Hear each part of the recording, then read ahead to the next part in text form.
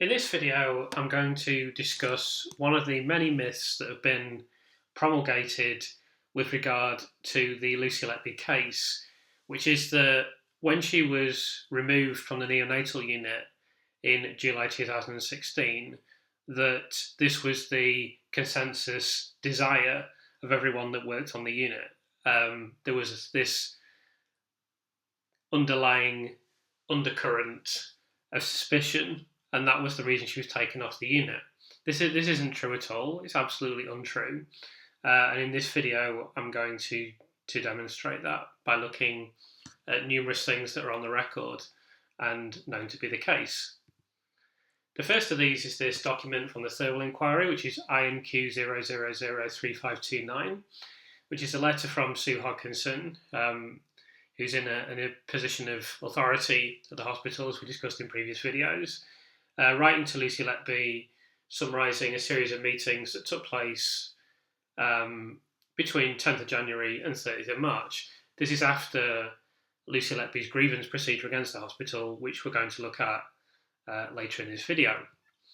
And Sue Hodkinson, in this letter, mentions that, I'll read this out, she went on to add that Mr. Chambers had stated, this is Tony Chambers, who I think, he's not the medical director because that's Ian Harvey. He may be the chief executive officer, but he's an executive at the hospital, had stated that he had provided an apology to you and your parents in a separate meeting, and that his expectation was that you would return to the unit.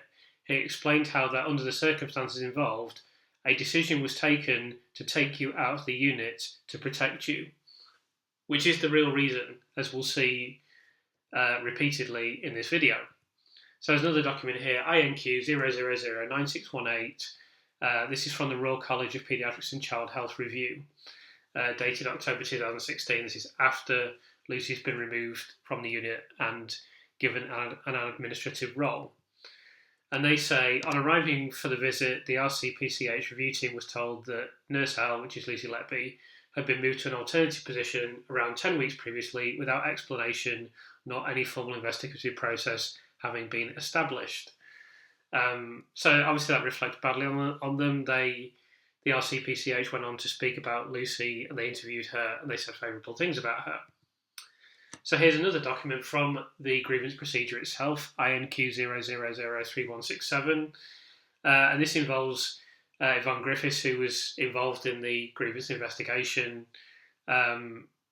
She was a nurse at the hospital. She was one of many people that were interviewed. A lot of the interviews were conducted by this guy, Dr. Chris Green, who was kind of an independent party. And Yvonne Griffiths said, I texted Lucy and asked her to come in that morning as I didn't want her to go to the ward for her own protection. The triplets had been born, and then the first triplet had major resuscitation. I went in to support the father, and Lucy was in attendance for resus, but that was normal.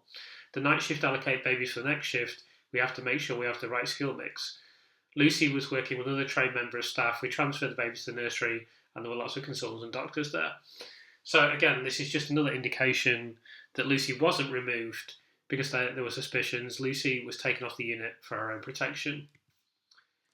And this is later on in the interview with Yvonne Griffiths, and she talks about, again, we partly did it for protection for Lucy and partly to pacify those casting aspersions. So not because they shared those aspersions, but just to pacify them and quiet them down, and also for protection for Lucy because she was clearly in a very difficult situation.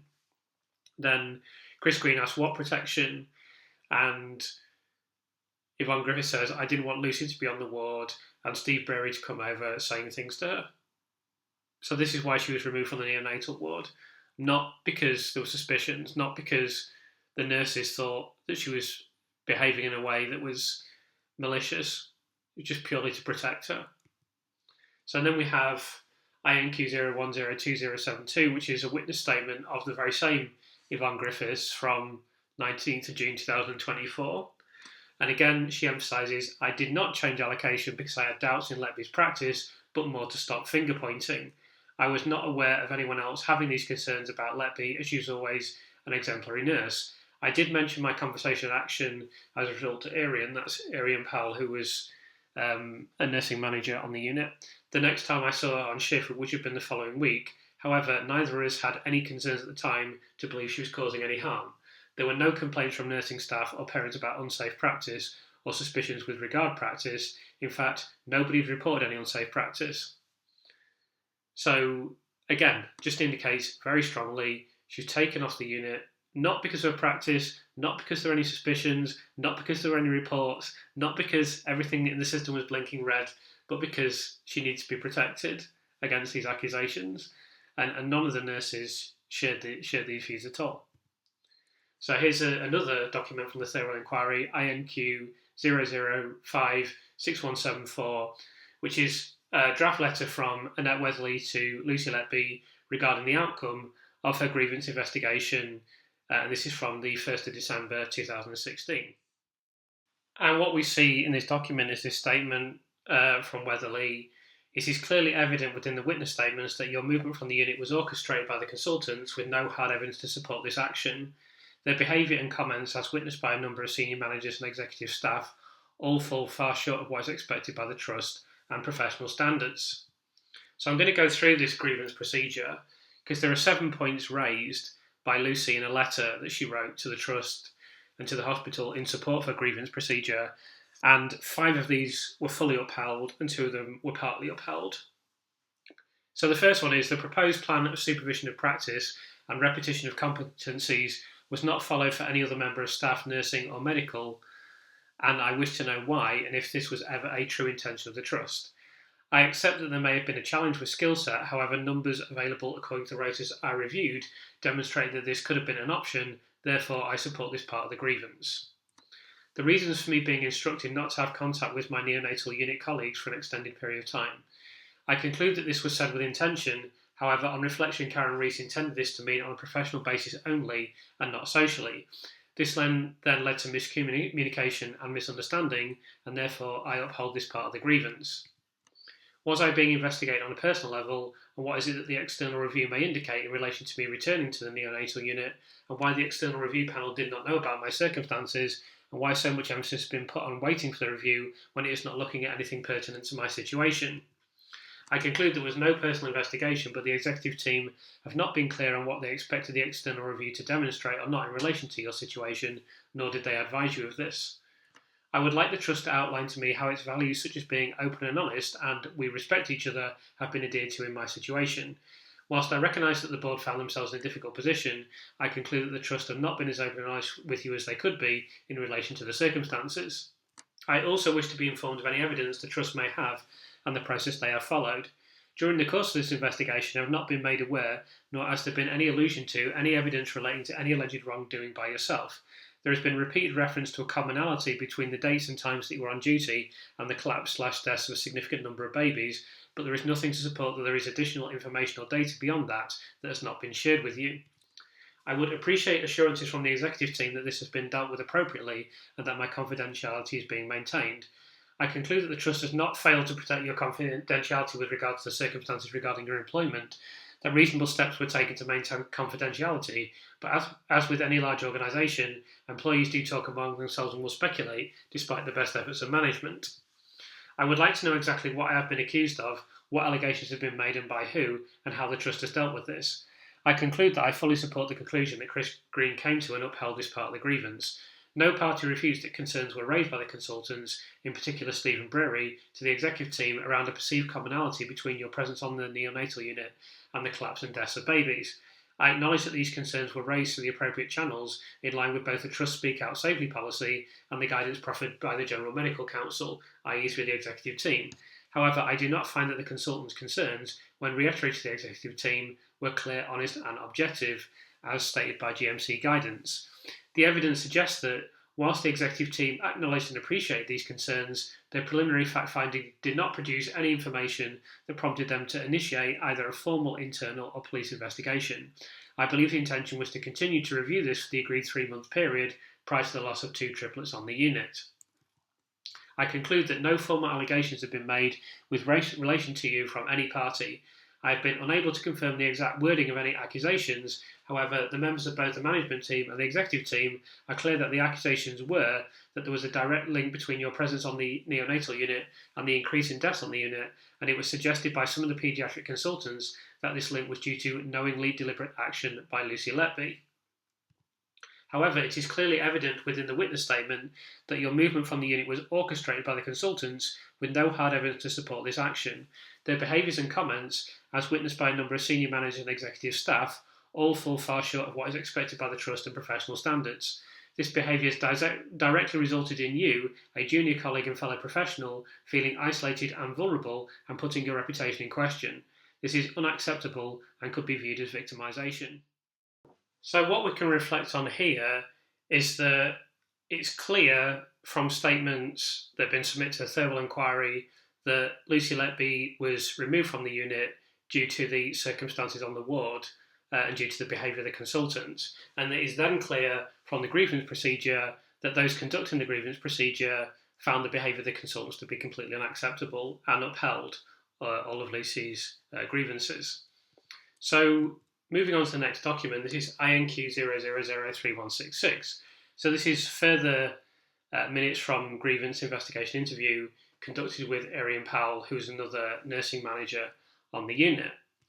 And what she indicates, and this is clear from numerous documents that have been submitted to the Thirlwall inquiry, is that they wanted Lucy Letby back on the unit. It's not like, if the nursing staff had believed that she was deliberately harming babies or there was any red flags in her practice whatsoever, they would not have wanted her back on the unit, particularly the managers, because it's their necks on the line, essentially. And the fact is they did want her back on the unit because they considered her to be one of the best nurses, if not the best. That is explicitly stated it was stated in another statement by Arian Powell, which I'm not going to go into in this video. I may go into that in a future video. So there's a talking about redeployment, and Arian Powell says, I'm not aware when Lucy Letby is coming back on the unit. Were you told a plan? I want her back, but the consultants are dictating to the executives. So it's clear, again, that there are no issues here. There's the suggestion that everyone was suspicious of Lucy, everyone hated Lucy, everyone thought Lucy was harming babies. Total rubbish. It's categorically untrue. The next document here is INQ 0002879, another report into Lucy Letby's grievance procedure. And this references Yvonne Griffiths stating that Lucy's standard of work, attitude and documentation was excellent, and stated it would be easy for her to walk away, but I hope she returns to the unit. We would be delighted. Here's another statement. This is from this article in the Sunday Times, where they interviewed Karen Rees, head of nursing at the Countess of Chester Hospital. And she said, it was stressing me witnessing her distress, this is Lucy's distress, and it never got better. Every time we saw her, she would be visibly stressed and very distressed. She used the platform in my office just to let go. I think she tried to keep herself together out there. Her resilience was amazing, considering she could have just gone off sick with stress. And then there's the extent of this, and the extent of the distress, as is described there, is outlined in this letter that was written by her parents, Lucy's parents, in January 2017, INQ 0057494. And they state in this letter, our daughter has been to hell and back since July. Can you imagine what it is like to know that colleagues are calling you a murderer? She has frequently said to us during the last 6 months, I wouldn't hurt anything, let alone a tiny baby. It has broken our hearts, especially as we live 100 miles away, and we are so proud of how Lucy's conducted herself and endured this nightmare. I have often said to Lucy, how do you keep going? And she says quite simply, because I haven't done anything wrong. They then go on to say in the letter, everything has been made worse. She has had to keep the reason for her secondment a secret from colleagues who are also friends and a support network with having no family nearby. She has worked hard at her seconded workplace and done everything asked of her by the Trust. We fear for her health as she has lost weight every time we see her, and we can see she is suffering inside. We have yet to see if she will suffer any long-term psychological damage. Now, of course, sadly, things have got much, much, much worse since then. But everything, all the information that we have, everything that's been submitted to the Thirlwall inquiry indicates very clearly that Lucy Letby was put through an extremely difficult ordeal, essentially. And this was not due to the fact that everyone in the unit was suspicious of her. We see quite clearly that there were no suspicions. She was removed from the unit for protection, and also that all the nursing staff stood by her. And this is clear from, I've included several of these statements in a previous video. I'm just going to go over a few of them here, but there were approximately 20 witness statements from nurses. Almost all of them are from nurses. There's one of them from a doctor, but the vast majority of them, overwhelming majority of them, are from nurses. And every single one of these statements were supportive of Lucy. No one had any suspicions. No one had anything negative to say. No one suspected anything at the time. And there are nearly 20 of these statements. I'm just going to go over 3 of them here. I've included virtually all of them in my book. And it just makes it crystal clear that I feel that some of these nurses must still have they must feel today that Lucy has been dealt with unfairly, and we know that at least a couple of them have stood by her because one of them was in court, and we know there's another one. But beyond that, I suspect that many of them must be having very serious questions by this point. But what we do know from the Thirlwall inquiry is that none of them had any suspicions, none of them had anything negative to say, which is probably why the Thirlwall inquiry suppressed all of their statements until after the public inquiry was over. But I'll just go through 3 of them quickly here. Mary Griffiths: I had no concerns or suspicions about the conduct of Lucy Letby while working on the neonatal unit. Cheryl Cuthbertson-Taylor: I did not have any concerns or suspicions about her care of the babies or as a nurse. Lisa Walker: I had no concerns or suspicion of the conduct of Lucy. I was not aware of the concerns and suspicions of others. I just picked those 3 statements because I haven't read them out before. They're not even the strongest statements in support of Lucy. There are much stronger statements. But I think I've read out across other videos 10 now, which is half of them, because there's another 10 as well. And it just indicates that the idea that she was taken off the unit due to suspicions about her conduct and everyone was desperate for her to be removed is just complete and utter rubbish. It's utterly unsupported by the record of what occurred on the unit and what's been said since. Now, Lucy seems to be a very defiant person, and I think she felt a great deal of righteous indignation at this time, as would be natural. And her thinking was, well, I haven't done anything wrong. Why should I be taken away from my job? Why should I be taken away from this situation? When I'm a valued employee, the nursing team want me back on the unit, and so on. And I think she was a little bit naive in that. She shouldn't have gone back onto the unit. I mean, you should never go back into a workplace in which people have accused you of murdering anyone, clearly. What I would have done, I'm pretty sure, and what she definitely should have done, was to go for constructive dismissal. And if she'd have gone for constructive dismissal, she wouldn't be in prison now, which is a tragic realisation to have. But I don't think there's any chance whatsoever the hospital would have won the constructive dismissal case. She would have won, and that would have been the end of it. So I just discussed constructive dismissal briefly here. Constructive dismissal occurs when an employee is forced to resign due to their employer's actions, making the working environment untenable. Now, I would say when numerous people who are in seniority to you on a unit have got together and accused you of murder, that working environment is untenable. That is the definition of an untenable working environment. Essentially, it's a situation where the employer's conduct leads the employee to feel they have no choice but to leave their job. Key aspects of constructive dismissal: serious breach of contract. The employer's actions must be a significant breach of the employment contract. The employee must resign because of the employee's conduct, feeling they have no other option. The employee cannot have accepted the breach or changing conditions. Persistent non-payment, unreasonable changes to working hours, or ongoing bullying or harassment would be examples. And then there's some talk about the legal basis for constructive dismissal. So just as an exercise, I put a great deal of information surrounding the hospital, what happened to Lucy on the unit, and a lot of the information I've included in this video into ChatGPT as an exercise to get the opinion of artificial intelligence. Now, I must say, to a great extent, this is a redundant exercise because I know damn well that she had grounds for constructive dismissal, and I think anyone can reasonably see that. But it's just interesting to see what this technology has to say about it. So I've just asked the question, having analysed this information, do you think Lucy Letby had grounds for constructive dismissal? And there's quite a lengthy answer, so I'll go through this. Under UK employment law, a constructive dismissal arises where an employer's conduct amounts to a fundamental breach of contract, so serious that it effectively forces the employee to resign rather than continue under those terms. Applying that test to the grievance findings in Lucy Letby's case, there are several striking features. 1. Unlawful reassignment without process. Letby was removed from the neonatal unit and moved to an alternative position without explanation and before any formal investigation had even begun. A manager described it as a protective measure to protect you, yet no genuine safeguarding procedure or due process safeguards were invoked. 2. Reputational harm and professional slander. Senior staff admitted the decision rested on a gut feeling with no hard evidence. The union warned that this amounted to professional slander, warning of detrimental career consequences and potential constructive dismissal. 3. Victimisation and discriminatory treatment. The grievance panel upheld that Letby had been victimised and that senior clinicians' behaviour fell far short of professional standards. Head of nursing Karen Rees called the decision wrong and immoral, noting it was driven by unsupported allegations and caused her colleagues to be shocked and bewildered. 4. Breach of the implied term of mutual trust and confidence.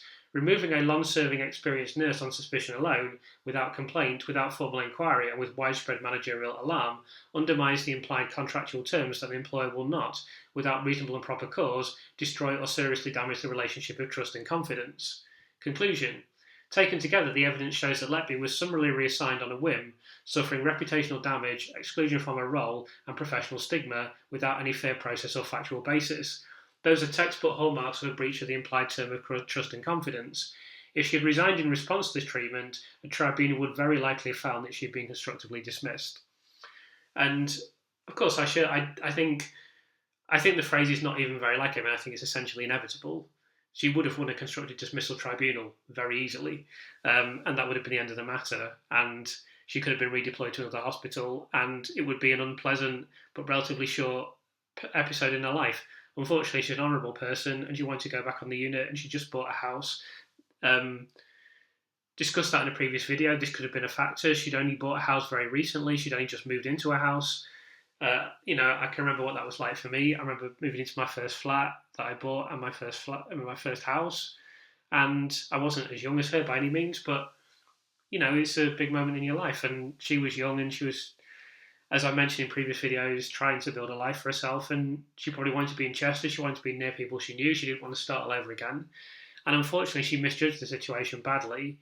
She should have got herself off the unit as quickly as possible, and she should have sued the crap out of the hospital, and she should have gone for constructive dismissal. And I'm certain she would have won, and I'm certain I wouldn't be here recording this video, and we never would have heard her name. So rather than summarising this video, I'm simply going to state that it's categorically incorrect to state that Lucy Letby was removed from her post due to suspicions on the neonatal unit. That's just simply untrue. She was removed to protect her, and it was the right decision in some respects to do that, because she then had a grievance procedure entirely upheld, and it's overwhelmingly likely that she could have won a constructive dismissal against the hospital eventually. So the insinuation, we've seen this communicated through the press, we've seen it communicated by Cheshire Police, we've seen it communicated in court, we've seen it repeatedly stated that Lucy Letby was taken off the unit because everyone was suspicious about her. Well, that's bullshit. It's just simply untrue. This story that was broken over the weekend of Sir David Davis writing to the police to ask them to investigate Dr. Avi Jairam over potential perjury, having contradicted statements that he gave in court. So what I would say is that although there's a lot of information in this video that is quite damning, it's a small fraction of what I could include. At this point in time, I can't put everything out there due to legal, logistical and other reasons. When that becomes possible, I will. It'll all come out eventually. But this was actually a fairly limited account, although it categorically proves the point made in the title of the video. This was a very limited account, in fact, compared to what could be included. But that can't be done at the moment. But certainly things are getting very serious. So lastly, I just want to say a couple of things. I just want to say thank you again for the support. It's very much appreciated. I really enjoy reading all your comments, and everything that you do, like commenting, liking, subscribing, helps the videos to be visible. I didn't think I'd become a YouTuber, and it wasn't really my intention. But as my initial video did quite well, I thought, well, it did way better than I thought it was going to do. I didn't know if anyone would see it at all. I mean, YouTube is so difficult to get traction. So I'm really, really grateful for people watching the videos and supporting me.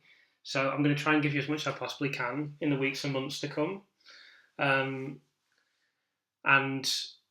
hopefully some of you will feel inclined to support me when we're ready for my book to be released and so forth. And the last thing I just want to say is that as I'm recording this video, it's the 1 year anniversary of this article being released. When you are able to view it, it will have gone just past the 1 year anniversary. So that's an enormous amount has been achieved in a year. This is unprecedented in British history. This has never happened before. There's never been this amount of response, this amount of media coverage, this amount of public feeling so quickly within a year. Over a year ago, there hadn't been a single critical article in the British press. There were murmurings online. I was involved in that. Other people were as well. But there hadn't been anything mainstream. Peter Hitchens has said a couple of things. I think there was one article in a Scottish newspaper. Very, very low profile. Hardly got any traction at all. And now, a year later, every single major publication, numerous radio stations, TV stations, and there's more coming as well. They've all come out and made critical remarks about the prosecution, supported the idea that it may be a miscarriage of justice.